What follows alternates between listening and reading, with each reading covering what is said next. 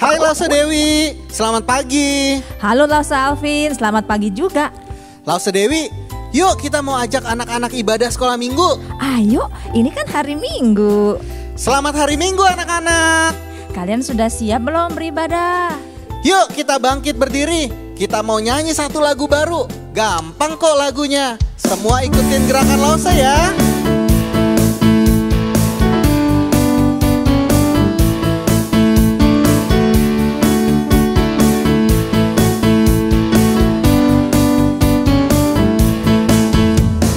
Selamat datang teman-temanku, aku senang kau ada di sini. Kita semua keluarga, satu dalam kasih Tuhan. Tuhan mengasihiku, Tuhan mengasihimu. Tuhan Yesus sayang semua anak-anaknya. Ku mengasihinya, kamu mengasihinya. Kita semua mengasihi Tuhan Yesus. Selamat datang teman-temanku, aku senang kau ada di sini. Kita semua keluarga, satu dalam kasih Tuhan. Tuhan mengasihiku, Tuhan mengasihimu. Tuhan Yesus sayang semua anak-anaknya.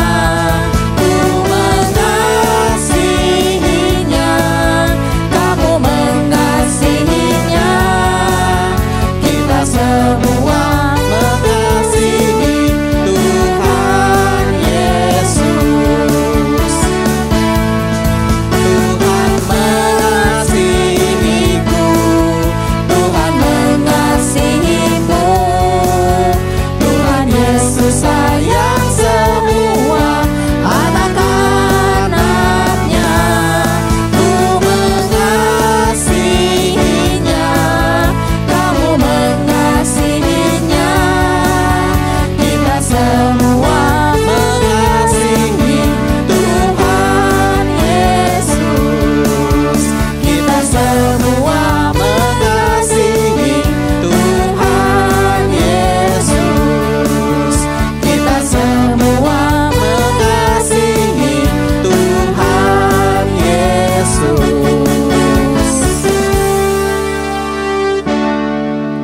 Nah, anak-anak, kita akan berdoa sebelum memulai ibadah sekolah minggu kita selanjutnya. Yuk, lipatkan tangan dan tundukkan kepala. Ikuti Lause berdoa ya. Tuhan, kami bersyukur untuk pagi ini karena Engkau begitu baik, Engkau mengizinkan kami ke sekolah minggu. Tuhan, pimpinlah acara sekolah minggu ini. Dari awal kami memuji Engkau, kami mendengarkan firman-Mu, dan kami melakukan banyak aktivitas lainnya. Tuhan Yesus, kami menyerahkan diri kami. Hanya di dalam nama Tuhan Yesus kami berdoa. Amin. Oke anak-anak, sekarang waktunya kita memberikan persembahan yang terbaik untuk Tuhan. Kalian bisa melihat QR code di sini yang bisa kalian pakai untuk memberikan persembahan. Atau kalian bisa kumpulkan di amplop dan diberikan ketika kalian datang ke gereja.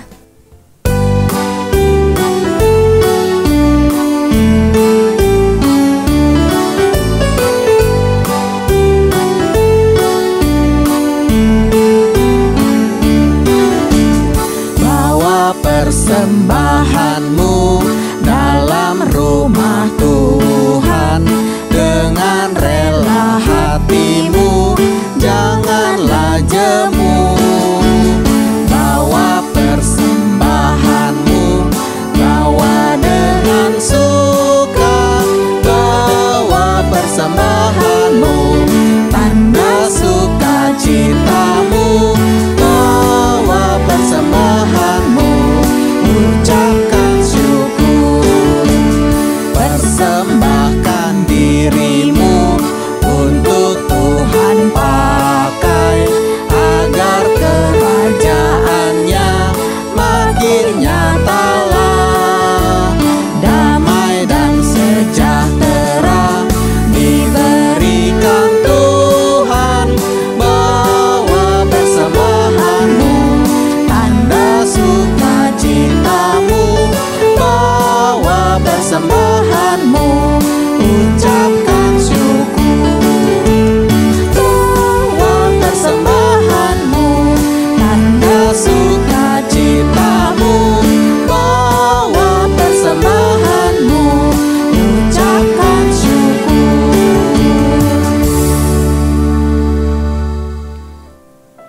Ayo anak-anak, kita mau berdoa untuk persembahan kita.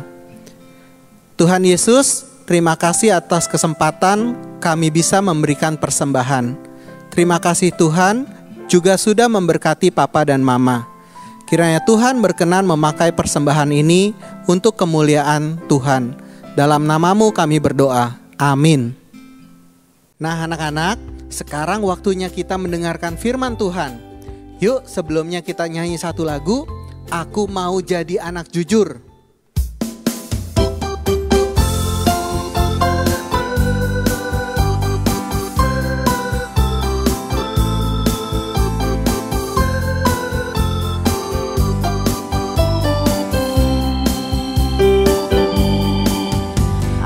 Aku mau jadi anak jujur, jujur pada Tuhan Yesus, jujur pada Papa Mama.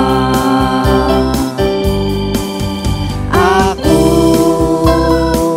mau jadi anak jujur, jujur pada teman-teman, pada diriku sendiri. Berkata iya jika iya, berkata tidak jika tidak. Ku akan mengatakan yang sebenarnya. Berkata iya jika iya, berkata tidak jika tidak. Ku akan melakukan yang sebenarnya. Aku mau jadi anak jujur, jujur pada Tuhan Yesus, jujur pada Papa Mama. Aku mau jadi anak jujur, jujur pada teman-teman, pada diriku sendiri. Berkata iya jika iya, berkata tidak jika tidak. Ku akan mengatakan yang sebenarnya. Berkata iya jika iya, berkata tidak jika tidak. Ku akan melakukan yang sebenarnya.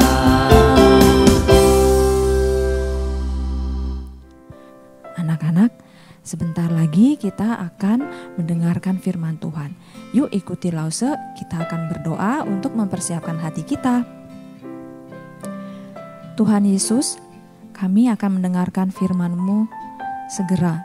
Tuhan, tolong kami supaya kami bisa duduk dengan tenang, supaya kami bisa konsentrasi, dan supaya kami bisa belajar sesuatu ya Tuhan dari firman-Mu hari ini. Terima kasih ya Tuhan, hanya di dalam nama Tuhan Yesus kami berdoa. Amin. Pagi, Joli. Ayo bangun. Aduh, Oma. Masih ngantuk nih, Joli. Ih, ini kan hari Minggu, Li. Kamu kan harus pergi ke sekolah Minggu. Oh iya ya, hari ini hari Minggu. Berarti aku bakal pergi ke gereja. Yeay. Iya dong, hari Minggu kan harinya Tuhan. Jadi, kita harus pergi ke gereja untuk memuji dan memuliakan nama Tuhan. Iya, Oma. Hehehe. Padahal tujuan aku ke sekolah Minggu itu mau ngejajanin uang persembahan yang bakal Oma kasih ke aku. Hahaha. Ini, Li, uang persembahannya untuk dibawa ke sekolah Minggu ya. Makasih ya Oma. Joli berangkat sekolah Minggu dulu. Sebelum ke sekolah Minggu, aku mau jajan es krim dulu Karena Oma gak ngasih aku uang jajan, aku jajanin aja nih uang persembahannya. Lagi pula, losa-losa gak ada yang tahu ini kalau aku gak ngasih persembahan. Hehehe. Setelah para pengikut Tuhan Yesus semakin bertambah banyak, mereka sering berkumpul untuk bersekutu bersama.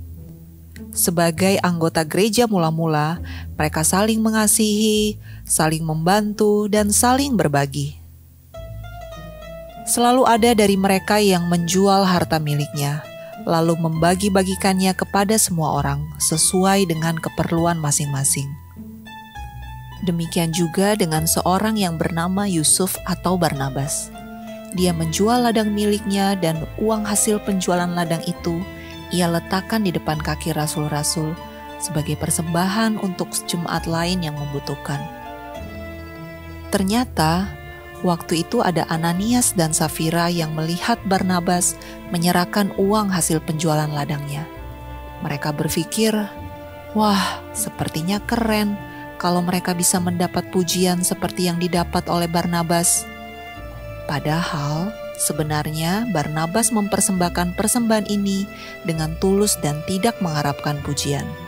Sedangkan Ananias dan Safira ingin mempersembahkan buat Tuhan dengan tujuan supaya mendapat pujian. Akhirnya Ananias sepakat dengan Safira. Mereka menjual sebidang tanah yang mereka miliki, tetapi waktu menerima uangnya, mereka dengan sengaja menahan sebagian dari uang tersebut. Entah karena apa, mungkin karena hasil penjualannya banyak, jadi mereka sayang untuk memberikan semuanya. Ananias berkata, Safira, ini hasil penjualan tanah kita. Tapi kita jangan berikan semuanya. Sebagian kita simpan buat kita. Nanti kita bilang kepada para rasul dan kepada jemaat yang lain bahwa itu adalah seluruh uang hasil penjualan tanah kita ya. Safira pun setuju. Mereka bersekongkol akan mengatakan bahwa persembahan mereka adalah seluruh hasil penjualan tanah mereka. Akhirnya Ananias membawa persembahan itu di depan kaki rasul-rasul, dan dia mengatakan bahwa uang itu adalah seluruh hasil penjualan tanah miliknya. Tetapi waktu itu Petrus bertanya pada Ananias, Ananias, mengapa hatimu dikuasai iblis sehingga engkau mendustai Roh Kudus dan menahan sebagian dari hasil penjualan tanah itu? Selama tanah itu tidak dijual, bukankah itu tetap kepunyaanmu? Dan setelah itu dijual, bukankah hasilnya itu tetap dalam kuasamu? Mengapa engkau merencanakan perbuatan itu dalam hatimu? Engkau bukan mendustai manusia, tetapi mendustai Allah. Anak-anak, Ananias bukan hanya mencuri apa yang menjadi milik Tuhan. Ia berbohong dan mendustai Roh Kudus. Dan setelah mendengar perkataan Petrus, rebahlah Ananias dan meninggal. Orang-orang yang melihat itu menjadi kaget dan takut. Lalu beberapa orang mendekat untuk menguburkan Ananias. Kira-kira 3 jam kemudian, Safira datang, tetapi dia tidak tahu bahwa Ananias suaminya sudah meninggal. Petrus bertanya pada Safira, "Safira, benarkah kalian menjual tanah ini dengan harga sekian?" Karena sudah sepakat dengan suaminya, Safira pun menjawab, "Iya, betul." Lalu Petrus berkata, "Mengapa kalian berdua bersepakat untuk mencobai Roh Tuhan? Lihatlah, mereka baru saja pulang dari menguburkan suamimu. Tetapi sekarang mereka juga akan menguburkanmu." Seketika itu juga Safira rebah dan meninggal. Ia langsung dikuburkan. Semua orang yang melihat hal itu menjadi sangat takut. Shalom anak-anak. Kita sudah mendengar tentang seorang cucu yang berbohong pada omanya memakai uang persembahan sekolah minggu untuk jajan. Kita juga mendengar kebohongan Ananias dan Safira mengenai jumlah uang penjualan ladang yang dipersembahkan ke depan rasul-rasul. Walaupun tidak sama, namun dosa berbohong pasti ada akibatnya. Anak-anak, Tuhan itu kudus. Kita tidak boleh beranggapan ada dosa kecil dan dosa besar. Dosa adalah melanggar perintah Tuhan. Dan kita harus selalu memohon pada Roh Kudus agar dapat menghindari dosa. Karena setiap kali kita berbuat dosa, Roh Kudus akan memperingati kita.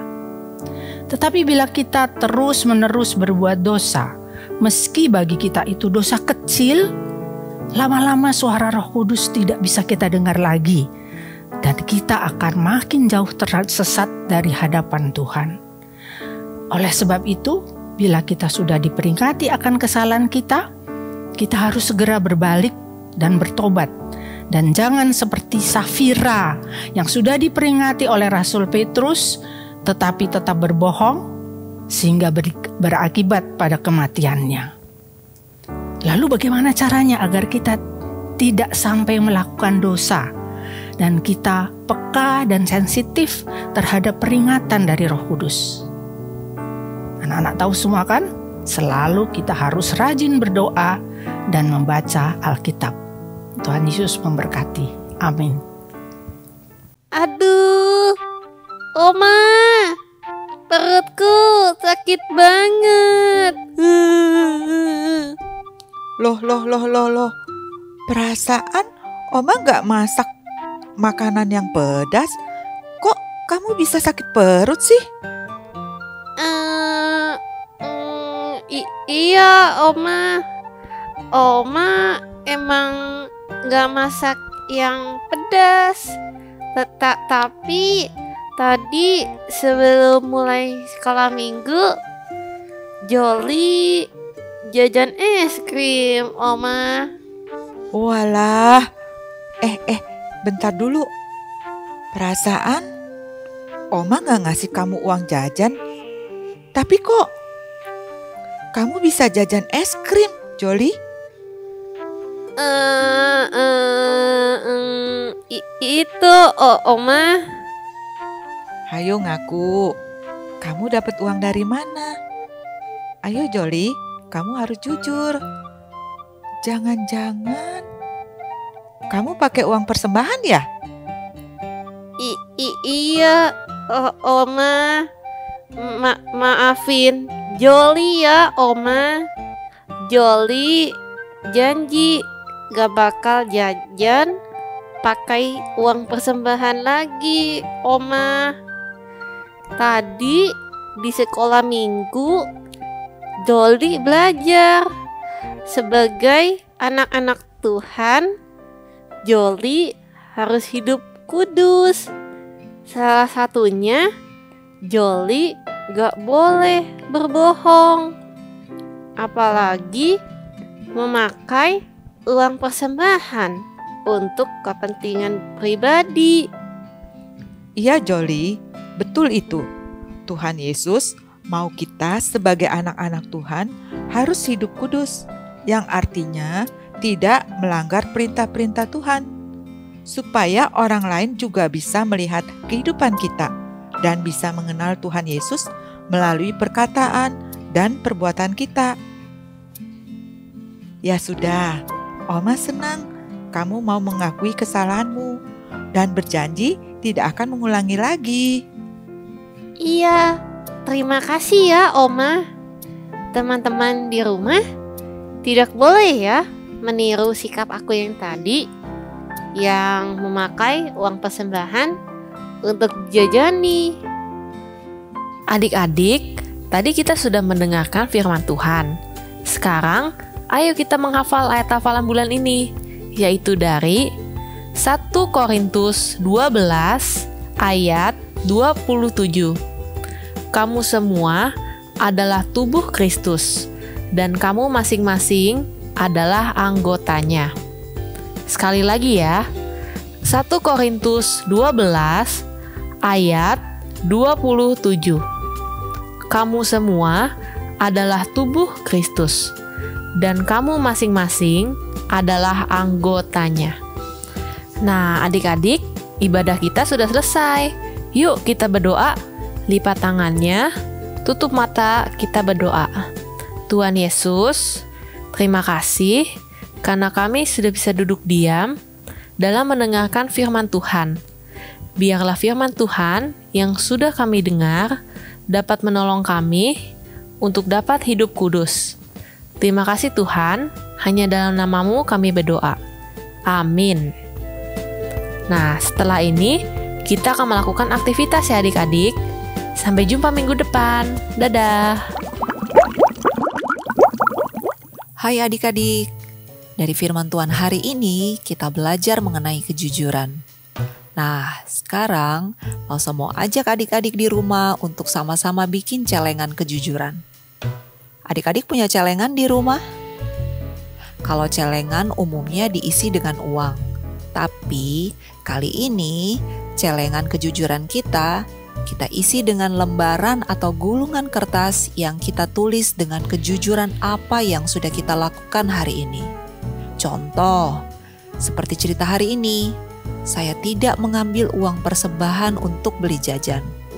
Adik-adik bisa tulis seperti ini.